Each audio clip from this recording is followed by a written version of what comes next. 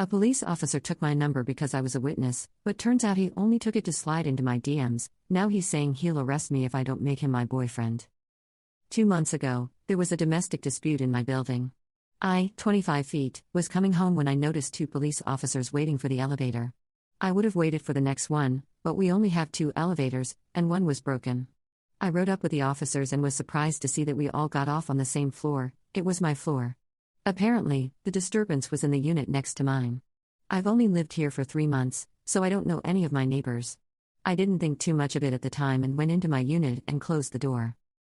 About 30 minutes later, I heard a knock at my door. It was one of the police officers I had ridden up with in the elevator. He asked me to open the door, but I was hesitant, so I asked if we could just talk through the closed door. He showed me his badge through the peephole too, I guess, make me feel safer, but that didn't help. He told me he needed to see my identification because I might be a witness to what occurred in the unit next to mine. I told him I saw nothing, so I wouldn't be much help.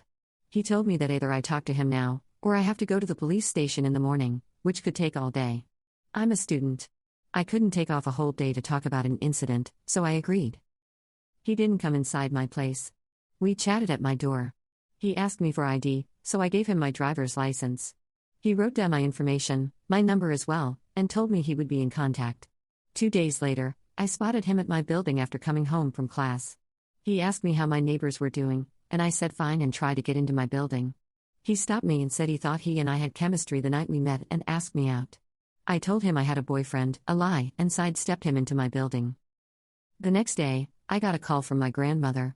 She told me that a nice police officer came by and was asking very personal questions about me. The person she described sounded exactly like the police officer who asked me out. My license has my grandmother's address.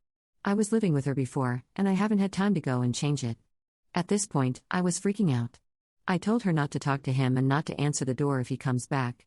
2 weeks ago, I was walking home from class and jaywalked to get to my building. I heard someone calling my name, so I turned around, and it was the police officer again.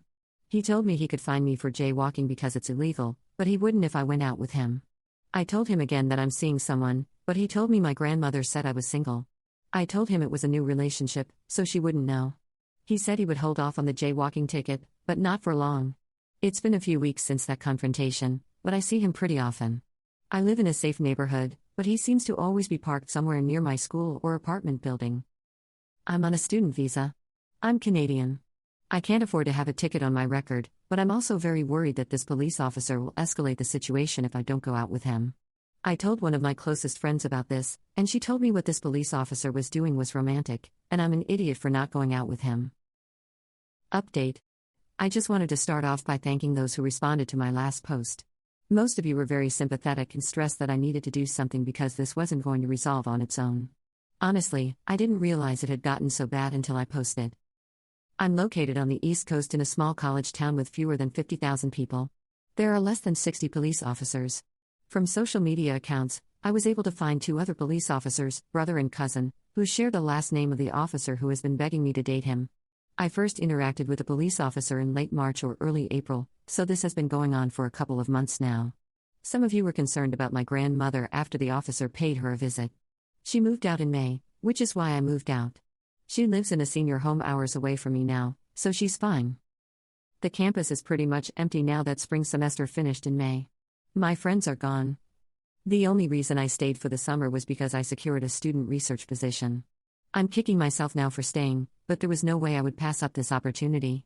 The morning after I posted, the officer came knocking on my door. He kept singing my name while he knocked, yes, really creepy. I didn't answer. He came back a few hours later. I'm ashamed to say that I hid in my apartment until Monday morning. I was planning on calling the domestic abuse line in my area, which was a great suggestion some of you gave, but I think his visit frazzled me. He had never gone as far as to knock on my door again after that first night we met. I walked to campus yesterday morning, and I was still really alert and scared. I ran into one of my professors from last semester, and she could see that I wasn't okay, so she took me to her office. It all came tumbling out after that. I told her everything about what had been happening. She was super sympathetic. I told her the officer's name, and she didn't look surprised at all. According to her, he's done this before to multiple women.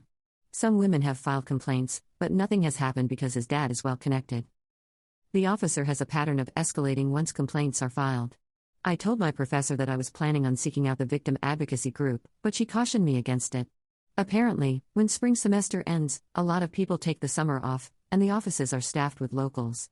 The sister of the officer who has been harassing me currently works at the one I was thinking of calling. She stayed with me while I called another advocacy group a bit farther out of town.